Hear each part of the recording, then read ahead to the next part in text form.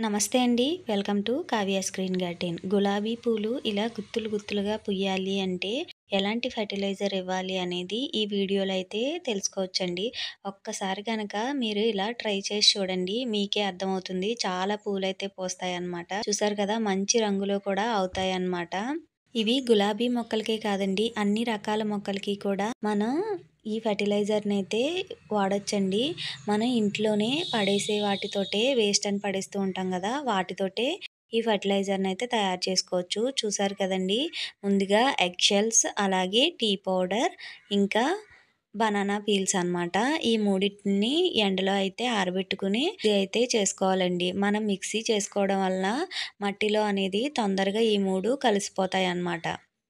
ఇదిగో చూసారు కదండీ! ఇలా మనం మెత్తగా అయితే మిక్సీ వేసుకోవాలి. ఇది గనక మీరు మొక్కలకి ఇచ్చినట్లయితే గులాబీ మొక్కలు బోలెడన్ని పువ్వులైతే పూస్తాయండి.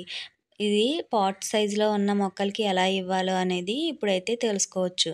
చూసారు కదా! మట్టినైతే ముందైతే లూజ్ చేసుకోవాలండి. లూజ్ చేసుకున్న తర్వాత ఈ మొక్కకి ఒక గుప్పెడైతే సరిపోతుందండి. ఎందుకంటే ఇందులో ఎన్‌పీకే అనేది ఉంటుంది కాబట్టి మనం గులాబీ మొక్కలకి ఇది ఇచ్చినట్లయితే ఎక్కువగా పువ్వులైతే పూస్తాయి. అలాగే కింద ఉన్న మొక్కలకి కూడా ఎలా ఇవ్వాలి అనేది ఈ వీడియోలో అయితే తెలుసుకోవచ్చు. చూసారు కదండీ! ముందు మట్టిని లూజ్ చేసుకోవాలండి. గులాబీ మొక్కలకి ఎప్పుడూ కూడా మట్టి అనేది లూజ్‌గా ఉంటేనే ఎక్కువగా ఫ్లవరింగ్ అయితే పూస్తాయి. చూసారు కదా!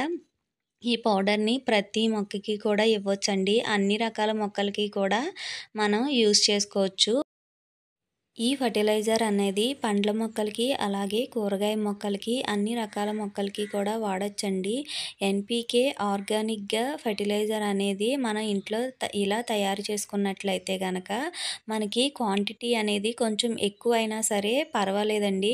అదే కెమికల్ విషయానికొస్తే కొంచెం ఎక్కువ వాడేటప్పటికి మొక్కలనేవి చనిపోతూ ఉంటాయి కదా!